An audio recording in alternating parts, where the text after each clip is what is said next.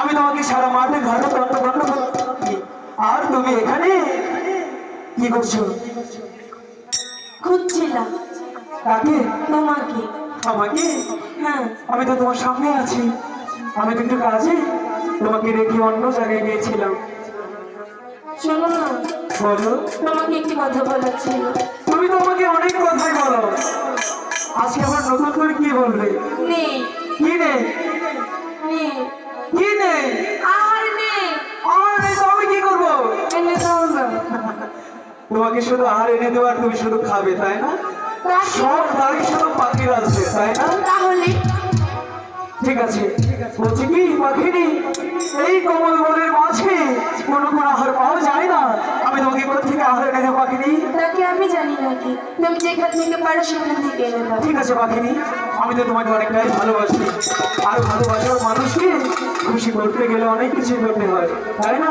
ঠিক আছে, আমি একটু ধ্যান করে দেখি কোথাও কোনো আহার পাওয়া যায় কিনা। ঠিক আছে।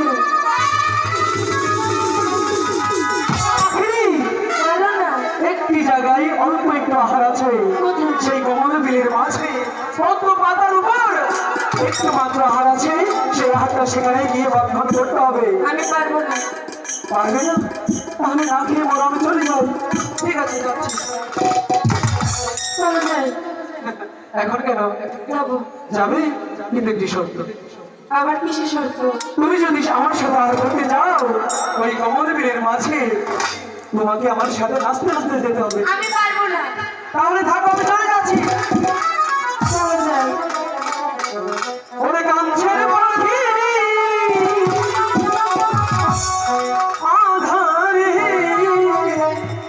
এলো লাগি,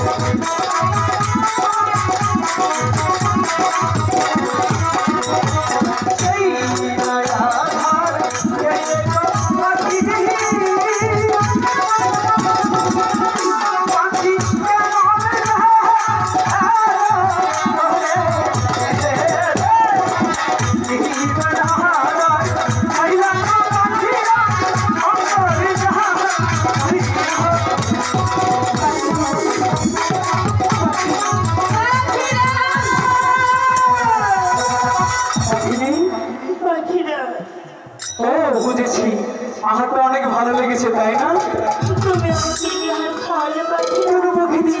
আমি তোমাকে যে হাতটা দিয়েছিলাম সেটা তো অনেকটাই ভালো ছিল। এই আহার খেয়ে যে আমার সর্বঙ্গ চলে যাচ্ছে পাখিরা। কি বলছো পাখিরি? পাখিরি, একটিবার বিশ্বাস করো পাখিরি, তোমার পাখিরা তোমাকে জীবনের চেয়ে অনেক ভালোবাসে।